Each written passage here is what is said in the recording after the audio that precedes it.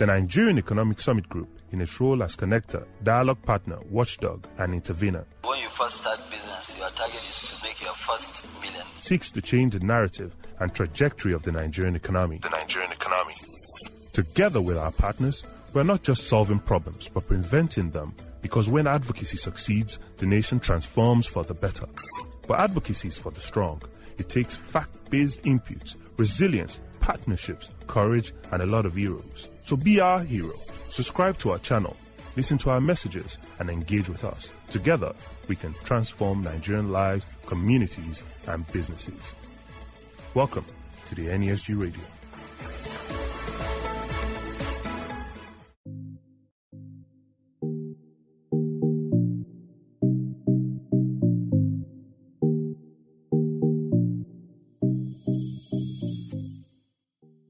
Hello listeners, welcome to the NESG Radio. It's still the month of July and we are talking about agriculture. With me in the studio today, I have Victoria Uwadoka, who is the Corporate Communications and Public Affairs Manager of Nestle Nigeria. Victoria is responsible for coordinating Nestle's focus on ensuring a sustainable value chain from farm to fork, while managing the company's creating shared value initiatives, reaching over 50,000 individuals and families across Nigeria annually. She also coordinates the building of thriving communities through projects and initiatives in line with Nestle's commitment to leveraging its global resources and local know-how to drive impact. An associate member of the Nigerian Institute of Public Relations, she's a communications professional with over 20 years of experience. Her career spans across various industries including logistics, entertainment, beauty, healthcare, ICT, foods and beverages. Thank you for joining us here today, Victoria. Thank you, Sandra. Thank you for having me. Oh, it's sure great to have you here. So today we'll be conversing on Nestle's insights and contributions to the agriculture sector. And we know that Nestle Nigeria, in partnership with IDH, the Sustainable Trade Initiative, and TechnoServe, introduced an initiative focused on developing inclusive grain value, and we know that it's a 7-month project targeted at the optimal supply of maize, soybeans, millet, and sorghum, which, seeks to increase farmers' income through the steady supply of locally grown crops, empowering small-scale farmers to expand, enterprises.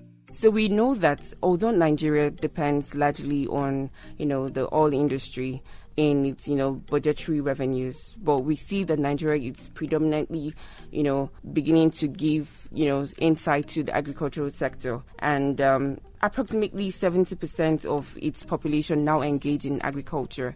So how does, this inclusive gain project benefit the smallholder farmers?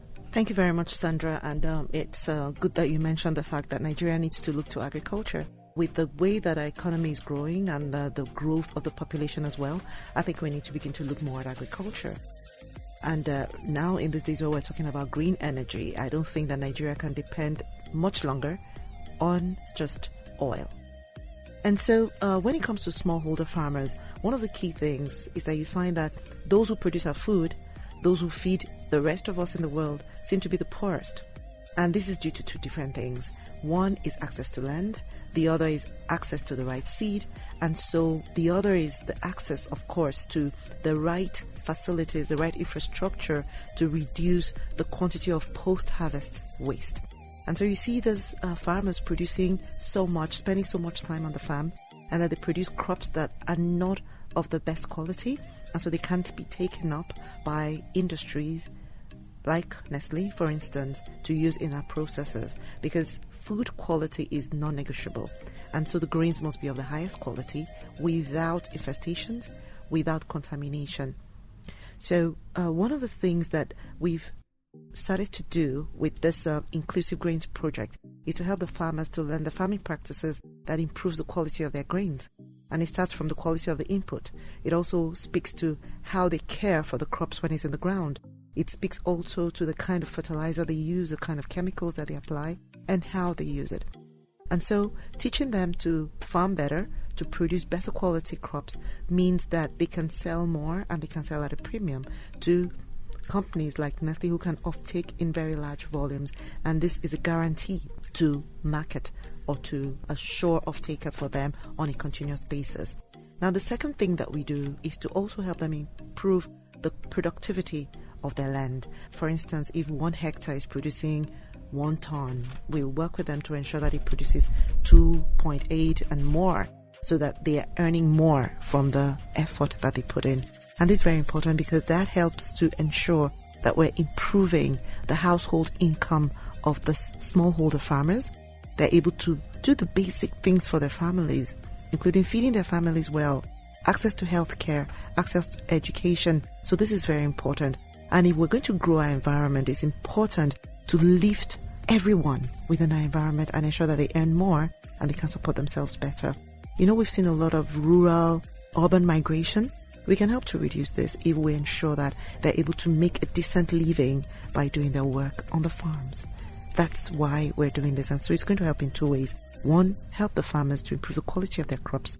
2, ensure access to high quality grains for the manufacturers like Nestle. And then 3rd, which is important as well, to improve their household income, to ensure that they can manage their businesses, their farming as a business, and take care of their families in an adequate manner. Thank you so much, Victoria. So you did mention that, some of the smallholder farmers are actually the poorest in the nation. And we see that, the agricultural sector has now begun to contribute at least 41% to the national GDP. So is there any direct intervention that your organization does to ensure that, food and job security is guaranteed across Nigeria? So we have multiple interventions. Before the Inclusive Grains Project, we also had a project that was called the SME Project with IDH and also with IFDC and with USAID. And all these interventions are to help grow a body of farmers who are well trained, who understand the best farming practices, because that's the only way that you can sustain the impact or the productivity. That's very important. Now, if you're talking about direct interventions, through these programs, we've been able to reach over 100,000 farmers over the past 6 years that we've been working with farmers. Now, to our factories, we have over 46,000 farmers who supply grains directly to Nestle, working with our aggregators. And what that does is to create different businesses along the value chain. And as you're creating businesses along the value chain, you're opening up doors for more employment. More people can have access to jobs across the value chain, whether it's in the logistics, whether it's in the input, whether it's in the management, whether it's in the cleaning. At one point or the other within the value chain, you're providing access to employment. And that's how you can lift people out of poverty. So what we do is to intervene right at the base with the farmers, but we also work with others within the value chain. Those who supply the grains, the inputs, the technology, the logistics, the bagging, everybody across that value chain gets an opportunity to work with us and to be trained. Because what happens to the grain at the farm gate will actually determine the quality of that grain by the time it gets to the factory. So all across the value chain is important, and that's the way that we can grow the ecosystem to ensure that we have not just farmers, but we have an agribusiness sector that includes everybody from farm to fork. That's how we're intervening, and we believe that this is the way to go. Great. So it's interesting that you mentioned one key issue in when you were discussing about the value chain, which is technology. And we know that we're in the era and the age of technology. And also, if for anything, COVID-19 has, brought to the fore the grave importance of, technology across all sectors of economy. So how can the Nigerian's agricultural ecosystem begin to leverage technology to create jobs and alleviate, poverty? One thing is clear. If we continue doing farming the way we're doing it today, it's not sustainable at all. Now, if you look at the average age of farmers that we have in Nigeria, for instance, without even going out of Nigeria to the sub-region, you'll discover that the average age of farmers is 50 years. How long can they keep farming using the local methods that our forefathers adopted and that have been practiced over the years? Farming must become mechanized. Farming must adopt technology. And we're thinking about, we have agripreneurship program that is targeted at youth. We cannot attract our youth to farming if it is the same old method of using the hoe. You have to mechanize farming. That's very important. And now, we have so many organizations that are coming up right now who are offering farming at a distance. So you have the farmers in the field, but you have the investor who's on the other side and investing in these farms. One key thing is traceability. How do you know where these grains are coming from? If there's an impact, if there's an issue, if there's a weather crisis coming, how do you ensure that you're able to reach the particular farm where there is a particular issue? That technology has to come in. How do you look at the weather forecast? How do you ensure that the farmer in the village gets that information so he doesn't plant in this season because this is the weather forecast and he can do better at a certain time? If there's a dry patch coming, how does he know about that? It's the adoption of technology. Now with the penetration of the GSM technology and telephony to every corner of Nigeria, that will make a great difference. With the impact of mechanization in the farming process, that will make a great difference. We need to produce much more than we produce right now to be able to feed Nigeria, to ensure that we have food security going into the next 5 years even. With the climate change, we see that, less opportunity exists for farmers to produce food for Nigeria. And so we're going to have a famine if we're not careful, if we don't do the right things now. Now, the issue of insecurity in Nigeria. Many farmers are not able to go to the farm. How can you even improve on the security to make sure that we have an enabling environment to produce more food? It's technology. And if you see at every level, mechanization, technology, whether it's ICT, whether it's telephony, whether it's a GSM, whether it's the monitoring systems, whether it's, the drones and all of that, that helps you to track and trace and to protect and to warn. That's very important. And if it comes to tilling the ground, you need mechanization. The acres and acres of lands that we need to cultivate cannot be done by hand. And so mechanization is very important. And the truth is that I know the government is working on mechanizing farming at a very grand level to bring in a number of tractors, a number of equipment, and to have homegrown equipment and home-built equipment. I think that's the right way to go. And I think that this is a time that we need to accelerate. And this is where companies like Nestle can come in to work with the government and other stakeholders to ensure that we create this enabling environment, train the people who are going to work on this equipment when they're built. And that's why the technical training comes in. If we're talking about industrializing Nigeria, it's so that we're able to grow our food, produce our food, and ensure that we're able to get it to people who need it. Very important to have technology across that value chain. So that's really interesting to note, because you and I sitting on this table know how, valuable and important technology is. But you did mention that, the people who really need this technology to increase, production are, smallholder farmers and people who necessarily have never known or do not even have any knowledge about technology. So how can we get this technology across to them? Is this then an intervention solely for the government, or is this an intervention for CSRs and other companies such as Nestle? How then do they begin to come involved to ensure that the smallholder farmers get access to this technology to increase the yield and production of the crops in Nigeria? I think it requires multi-sector action. And that's beginning to happen. If you look at the Inclusive Grain Project, we're running it with IDH, who is a funding partner. And then there's TechnoServe, who is the implementation partner. And of course, in partnership with the Kaduna State government, who is the government entity there. And so with a company like Nestle, who is the private sector, multi-sector action, it's very important. And how do you get this technology to them? One of the key things is creating, first of all, the awareness that this technology is available and this is how it can be helpful. And it's the same way that you teach them about new grains, different types of grains, different from what they were used to. Training. And that's why we can't overemphasize the importance of training, of on-the-ground engagement. With this program, for instance, it's not like, someone is somewhere and sending them messages. We have people on the ground. You have extension workers on the ground.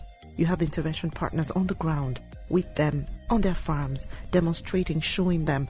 And we have technologies that are already existent that will help them, to monitor and to trace, and then, creating apps and software that you can easily use on your phones.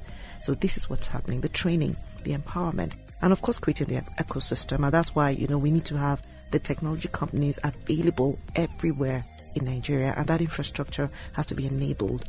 at a greater scale right now, because it's time that we accelerate action in these areas. But training is a key thing, and then providing that access. And it needs everybody to be involved in doing that. So, just before we conclude, in a world of SDG goals, and we know that the second SDG goal is to end hunger and achieve food security, improve nutrition, and promote sustainable agriculture. How does Nestle align with, the SDG 2? I think that Nestle is all about the SDG 2. Apart from the other SDGs that we intervene in, Nestle is the Good Food, Good Life company. And our company's production is dependent on agriculture. And so we're very vested in ensuring food security.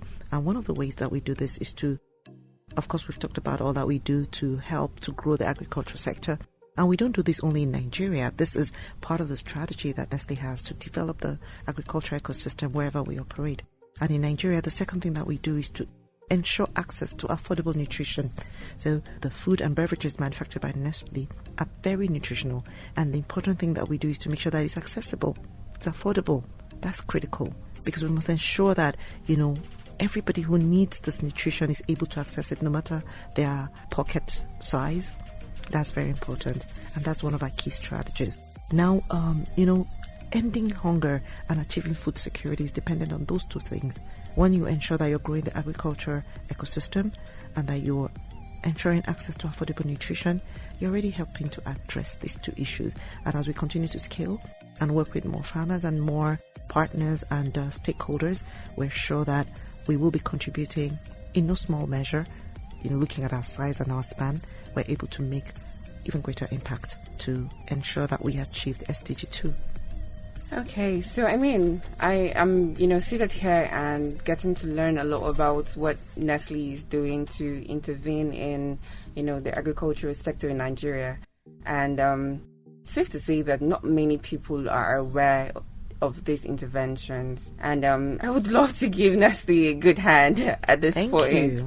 So, just a way to conclude this conversation, how would you encourage, other companies to begin to invest and, have programs or integrate, plans to foster and contribute to the smallholder farmers in Nigeria, thereby building the agricultural sector? So there are two things. Now, when a company just invests in something that is not a core part of their business, there's a danger that you can do it for 1 year, 2 years, but it's not sustained. But for a company like ours, who believes that creating shared value is the key to the success of our organization, because for our organization to thrive and to grow and to be there for the next 150 years, we must create shared value. And part of creating that shared value is to ensure that everybody that we touch at every point along our value chain has value. So from the farmer, he has value. He's producing more, better quality, earning more. The aggregator is earning more and creating employment for all those around him. The logistics partner is earning more and learning more to improve his business and to manage it properly. Then within our factories, we have those who are ensuring the quality and producing this high quality food, and they know the part that they have to play in that. And then to the distribution, showing them how to store, how to manage, how to protect, to ensure that the food and beverages gets to the consumer in the highest quality possible. So this is embedded in our business. It's not just something that we're doing as an intervention. We believe in creating shared value, not CSR, not philanthropy. It's a core part of our business. This is a key strategy for our business to create shared value. And I'll encourage every company to look within its business, within its value chain, to look at everybody along its ecosystem and see how to create value, not just for your business and your shareholders, but for everybody that you're working with. That is the only way that you can ensure the sustainability of your business. Speaking to sustainability is not just about staying where you are today. It's ensuring that you can keep it that way for the future. You can actually improve it and regenerate it so that those coming behind will have more and do better. That is what sustainability is about, and it is something that should be embedded in everyone's business. Thank you very much, Victoria. I mean, it's been an insightful conversation, and if I would have my take home, it would be in, the last point you just mentioned, which was creating a shared value. Companies should, not only focus on CSRs and, their core business as usual, and then engaging in all the philanthropy activities. It's about creating a shared value. So thank you so much for joining us in the studio today. And to our listeners, you've heard us. Please stay tuned for more on agriculture. Thank you. Thank you, Sandra. Thank you.